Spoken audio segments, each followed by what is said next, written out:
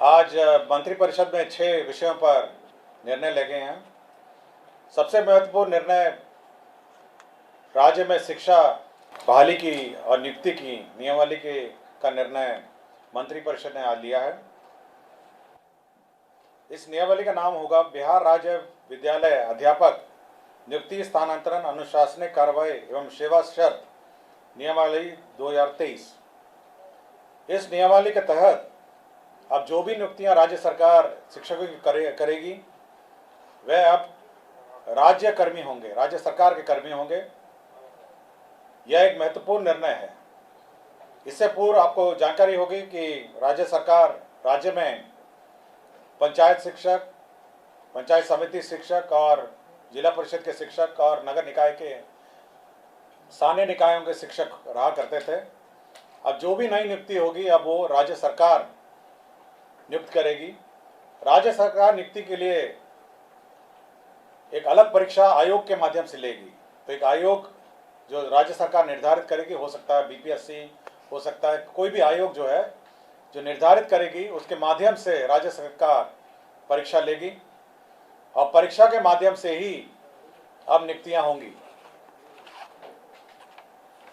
इस नियुक्ति में भाग लेने के लिए जो अर्हता होगी वह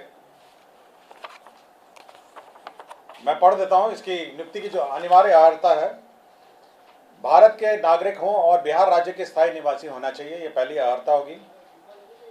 विद्यालय अध्यापक के पद पर नियुक्ति हेतु राष्ट्रीय अध्यापक शिक्षा परिषद द्वारा समय समय पर निर्धारित शैक्षणिक एवं प्रशासनिक योग्यता धारित करते हों एवं विशेष विद्यालय अध्यापक के लिए अर्हता भारतीय पुनर्वास परिषद के अनुरूप अनिवार्य होगा। तो ये महत्वपूर्ण एक अनिवार्यता है। राज्य सरकार एवं केंद्र सरकार द्वारा समय समय पर आहूत शिक्षा पात्रता परीक्षा में उत्तीर्ण हो, परंतु वर्ष 2012 से पूर्व नियुक्त एवं कार्यरत शिक्षक जो दक्षता परीक्षा उत्तीर्ण होंगे के लिए शिक्षक पात्रता परीक्षा में उत्तीर्ण अनिवार्य नहीं होगा। विषय विशेष के लिए अलग से विशेष अर्हता का निर्धारण विभाग द्वारा समय समय पर किया जाएगा। तो ये बिल्कुल स्पष्ट होगा कि पहले तो आपकी जो परीक्षा होगी, जो क्वालिफाइंग एग्जाम है, जो राज्य सरकार और केंद्र सरकार के लिए पहले ली जाती थी, उसके क्वालिफाई करने के बाद ही आप सरकार द्वारा जो कमीशन के माध्यम से परीक्षा होगी उसमें आप बैठ पाएंगे। तो पहला एक एग्ज़ाम जो सभी ने लिखा है, चाहे वो टीईटी हो और अन्य जो शिक्षा परीक्षाएं हैं, उसको क्वालिफाई करने के बाद आप राज्य सरकार के कमीशन द्वारा जो सरकार जो कमीशन निर्धारित करेगी उसके माध्यम से जो परीक्षा ली जाएगी तो बहाली उसके माध्यम से होगी। इसमें न्यूनतम आयु निर्धारित है 21 साल और अधिकतम आयु सरकार द्वारा निर्धारित की जाएगी। जो सरकारी नौकरी में अधिकतम आयु है वह होगी, लेकिन जो 10 साल की नियुक्ति वर्ष का जो छूट होगा, इस नियमावली के प्रवृत्त होने के पश्चात नियुक्ति के प्रथम संव्यवहार में अधिकतम आयु सीमा में 10 वर्ष की छूट दे होगी। तो इसमें नियमावली में 10 वर्ष का छूट का भी प्रावधान है जो लोग पूर्व में नियुक्त होंगे। इसमें यह खासियत यह है कि इस परीक्षा में जो अभी वर्तमान में जिसको आप कहते हैं 7वें चरण या अन्य चरण जो हैं, वो लोग भी बैठेंगे, परीक्षा लिखेंगे और साथ ही साथ जो अभी तक जो शिक्षक नियुक्ति जो गैर सरकारी शिक्षक हैं, जो सरकार के जो नगर निकाय और पंचायत स्तरीय और स्थानीय निकाय के शिक्षक हैं, वह भी इसमें बैठ पाएंगे। तो सभी प्रकार के शिक्षक जो हैं, जो अर्हता रखते हैं, वह बैठ पाएंगे और इस नियमावली के माध्यम से अगर अर्हता रखते होंगे तो कमीशन द्वारा जो परीक्षा ली जाएगी उसमें बैठेंगे। सभी जो कैंडिडेट्स हैं जो इस परीक्षा में लिखेंगे उनको 3 मौका दिया जाएगा। तो 3 बार लिख सकेंगे और 3 मौके के बाद वह नहीं लिख सकेंगे।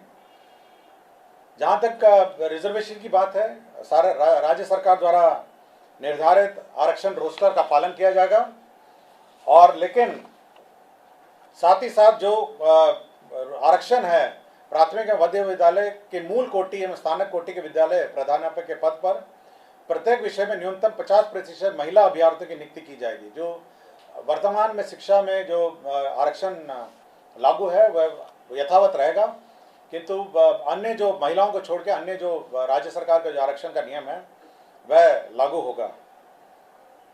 इसके साथ साथ अब सरकार के जो कानून हैं, सरकार के जो नियम हैं, सरकार का जो पेंशन है, सरकार का जो निर्धारित एनपीएस पेंशन है, ये सब लागू होगा। सरकार के जो आचरण है वो लागू होगा। यह नीति अब जिला संवर्ग के रूप में होगी, जिसमें जिला के अंदर स्थानांतरण का प्रावधान है और अंतर जिला का भी स्थानांतरण का विशेष परिस्थिति में प्रावधान है। संपुष्टि, सेवा संपुष्टि भी उसी अनुसार है, शिकायत अपील भी उसी अनुसार है। और कैबिनेट ने यह निर्णय लिया है कि अब अन्य किसी प्रकार से शिक्षा की नियुक्ति नहीं की जाएगी, शिक्षक की नियुक्ति नहीं की जाएगी।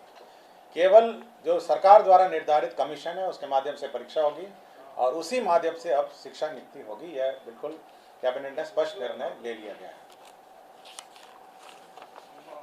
सप्तम केंद्र पुनरीक्षित वेतनमान संरचना में वेतन जो प्राप्त कर रहे हमारे सरकारी पदाधिकारी कर्मी हैं, उनको 1/1/2023 से के प्रभाव से डीए का जो रेट है वो 38 के स्थान पर बढ़ा के 42% हो गया है।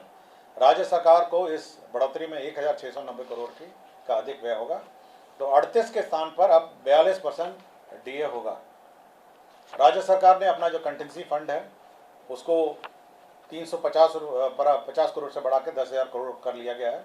आपको जानकारी होगी, समय समय पे हम लोग कंटिजेंसी फंड से निकासी करते हैं, तो अब ये लिमिट 10,000 करोड़ का होगा, जिसमें आधा प्रतिशत जो 50% होता है वो आपदा के लिए सुरक्षित रखा जाता है। पटना जिला अंतर्गत जो वाल्मीकि का परिसर है उसमें 6.5 एकड़ जो ज़मीन है वह वर्तमान में भारतीय कृषि अनुसंधान परिषद को आवंटित है। अब वो जो ज़मीन है वो बिपाड़ के एक्सपेंशन के लिए स्थानांतरित कर दी गई है और यह निर्णय लिया गया है। और बिहार पुलिस में ईआरएसएस का जो सिस्टम लागू है उसमें जो अंडरग्राउंड केबल नेटवर्क है उसमें जो शुल्क, राइट ऑफ वे शुल्क दिया जाता है ईआरएसएस पुलिस मुख्यालय और अन्य स्थान के लिए, ईआरएसएस के योजना के लिए, तो ये शुल्क, राइट ऑफ वे का शुल्क माफ़ हो गया है। और एक पद सृजन का है जिसमें राज्य योजना मद में ग्रामीण विकास विभाग के अंतर्गत जवाहर ग्राम स्वरोजगार योजना के अंतर्गत सृजित जो 102 पद थे उसमें 53 पद अब स्थापना में प्रतिबद्ध परमानेंट पद हो जाएंगे और 39 पद है उसको सर्वे कर दिया गया।